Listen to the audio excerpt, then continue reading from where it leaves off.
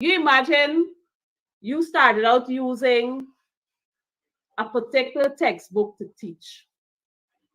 And then the ministry asks you to send a requisition to say what books you need. You send the requisition and you said, I need a Pattern Roy book. And I need so many copies. When the books come, instead of you receiving your Pattern Roy book, they bring a Harry and Tom book and give you. That is the reality of book distribution in Guyana, in the system. Many teachers would have started out using one particular textbook. When they ask for another book, for added books, additional books, the same type of book, you don't get the same type of book all the time. That's rare. Some book can come, some reprinted book can come, and it does not cover the work. I recall a colleague of mine speaking about teaching her a subject, giving the children the notes. She said, good, we got the textbook come. Explain to our students, this is what you will use, and you will write this information from the book. She recognized that, when she explained to our students that this should be done, the students said, no, that's not in the book. When she do finally check the book is different. Part of the book is the same and part is not the same. And we are talking about textbook distribution. What we need to see with the textbook distribution, that people take their time and ensure that people get the right materials that is needed so that they can do their work. I buy my own books. I get my own books sent from overseas that I think would help my work because it's very costly here. And so I would get it to come in because I have persons in the education system in different parts of the world. So I can draw from them information that I need because of my subject area that I teach. And I believe when I teach, my students must be able to comprehend, they must be able to understand things in detail. So you always look for the book that gives clear explanation and detailed explanation for the student. And so my books, I use my own books, whatever they provide, whatever I can use, I use. But generally, I source my own books because I can't depend on the system to get what I want. They wouldn't want to buy them. And just like me, there are other colleagues, other people in the teaching profession that can make the same complaint.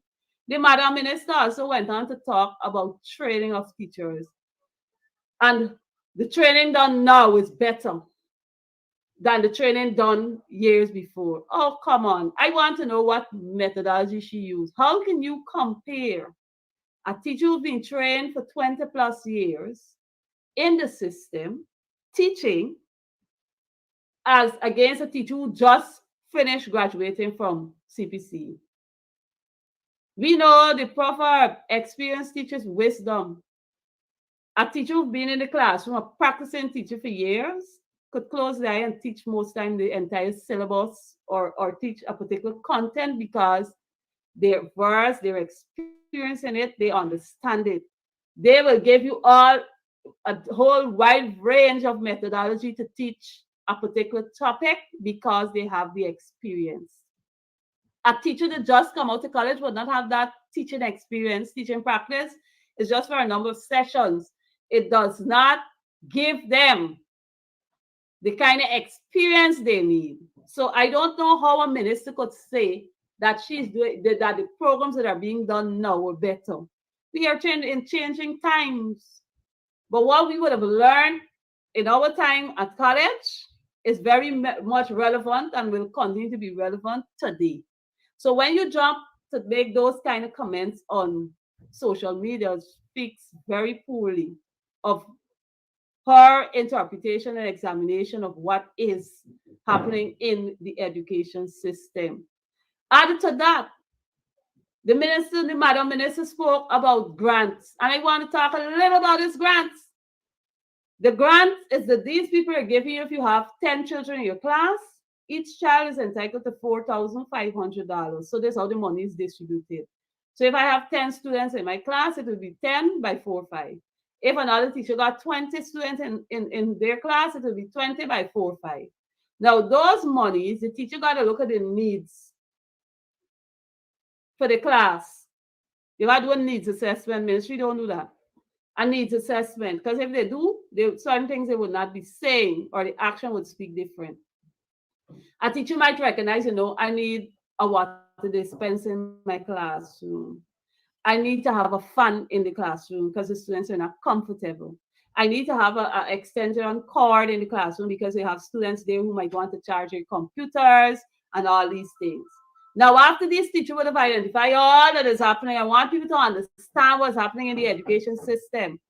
After people would have identified all that is happening inside of their classroom, it is now the responsibility of the teacher to go to a store, get a quotation for what their see the needs are for the classroom, then bring back the quotation to the school. They got to catch a bus, go to the store, catch a bus, come back, get a quotation, take it into the persons in charge of the finance, collect the exact money, then they got to go back and buy. Now, sometimes you go get a quotation today and tomorrow you go the product gone. People may not have it. And you could imagine the challenge. So that's an added work for teachers. But yet still you see all the talk and the play up that, hey, this is happening, that is happening, the teacher's getting this, that teacher ain't getting anything. And that's what we need people to understand. It's not the teachers getting no money. I would have told my colleagues, don't spend the money, the ministry spend their own money, because we hear now from the minister saying how people thief in money and that kind of thing. Let them go and spend the money and bring the items. Let us produce the list for you and you go do your shopping and bring the items. But you know what? The items they will bring many of times is be substandard. You imagine collecting skipping rope for 3-year-old in a secondary school. These are some of the foolishness you have to deal with. So when they're out there talking about the grants that they're giving for the children, let them tell you what it involves. Some of the head teachers and so forth, when they're dealing with it, they want to treat the teachers like if the teachers ain't got a brain and they don't know how to spend the money. So for me, to save my colleagues and the other teachers, let the ministry take the grant and go and shop.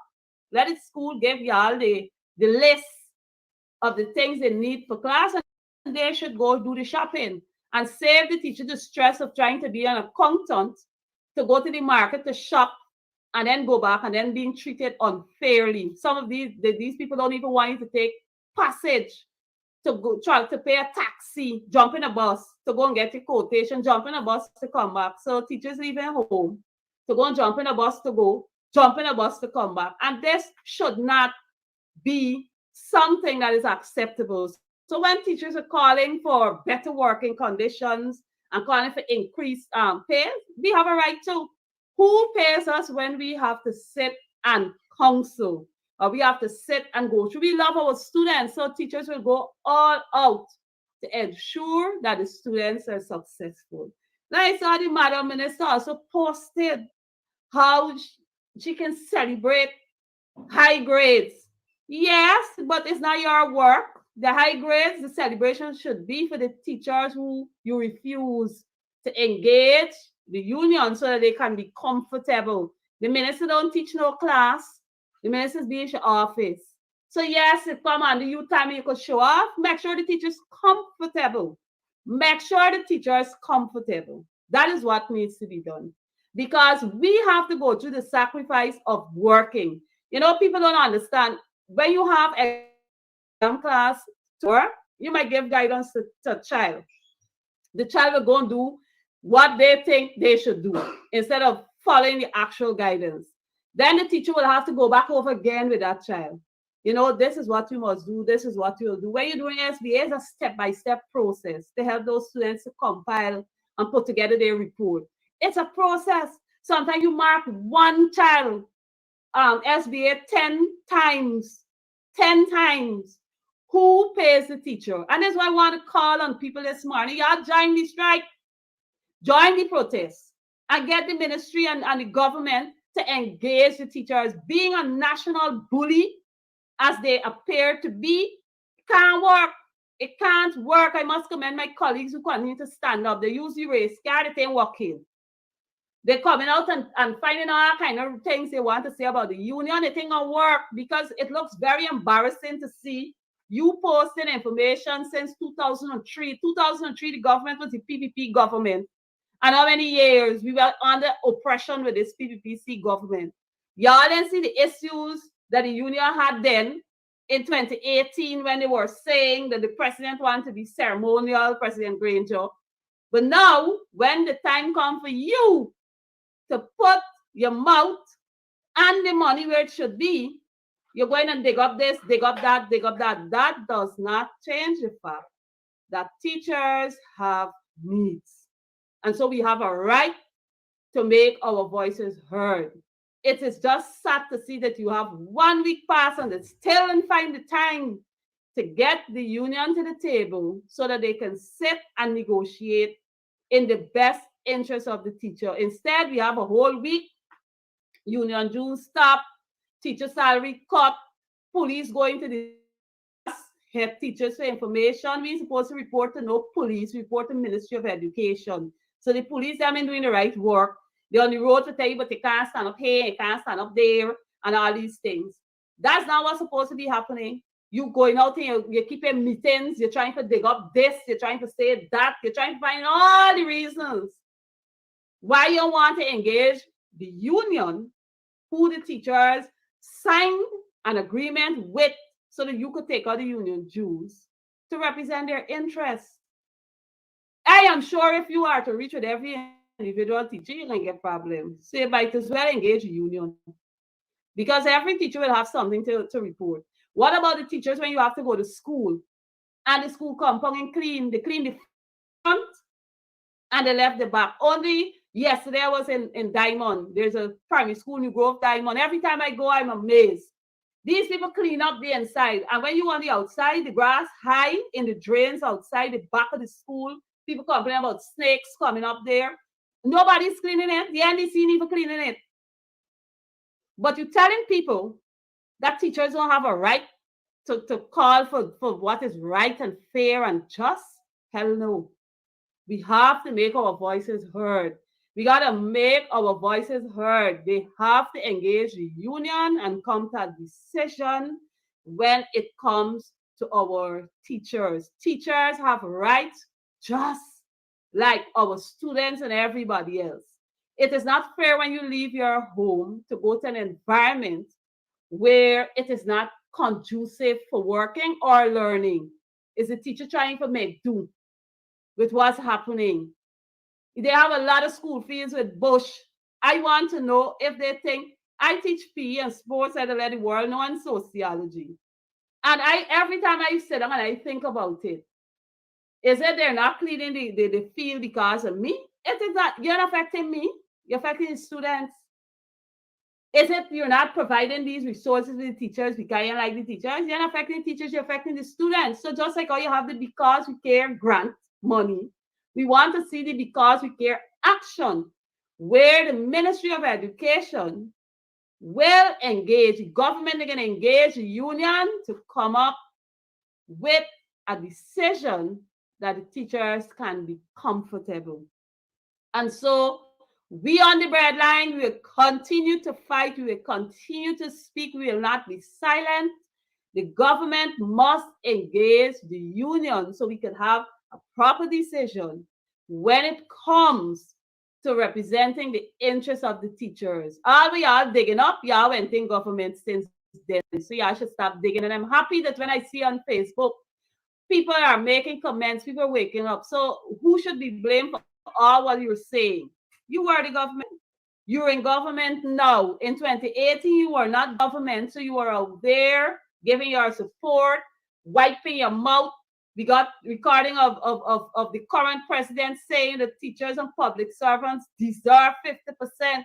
Now, yesterday we see they're begging for patience and thinking about things expected in 2027 when they're enjoying all the half of the money. Come on. Teachers have families to take care of. Teachers have needs. Teachers want to go to their classroom and be comfortable. You know, it's amazing also, and the public should know.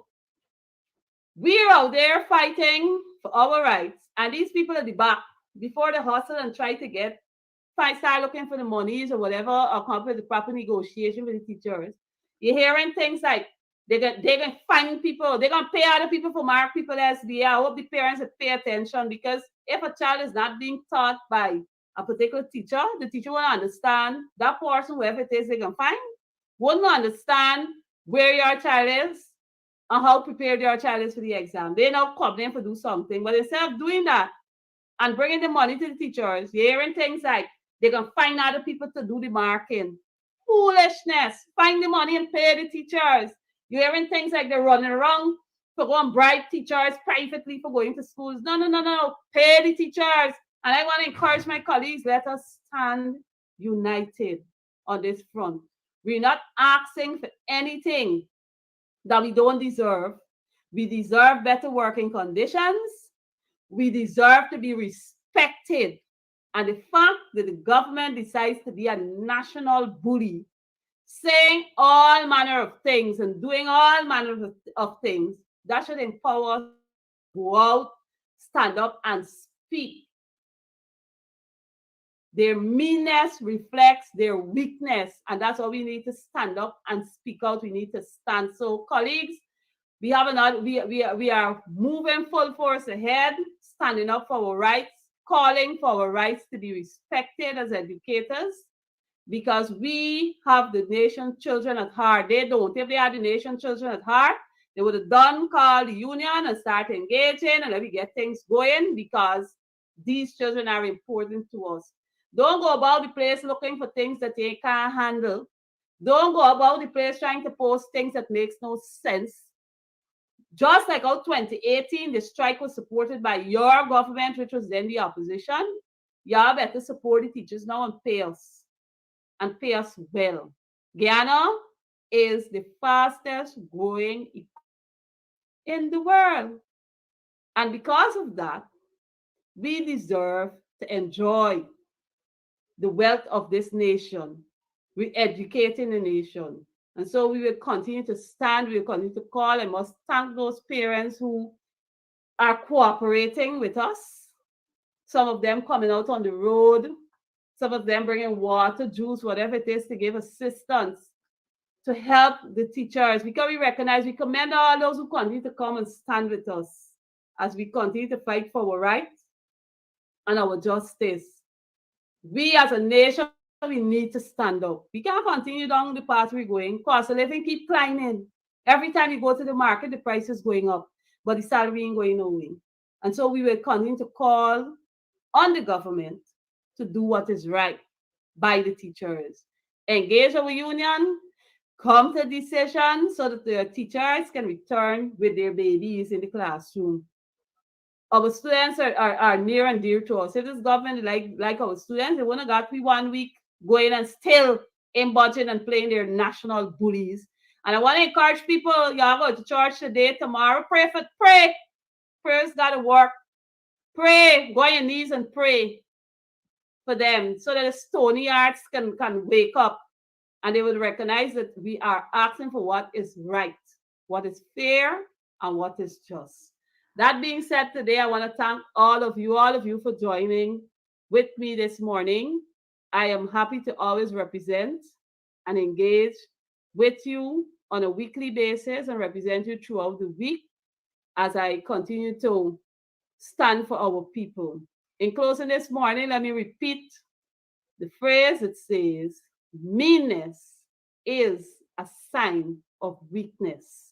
And that's a message to the PPPC government. Meanness is a sign of weakness. Your meanness to the teachers is a sign of your weakness as a government. God bless all of you and do enjoy the rest of your day. Goodbye.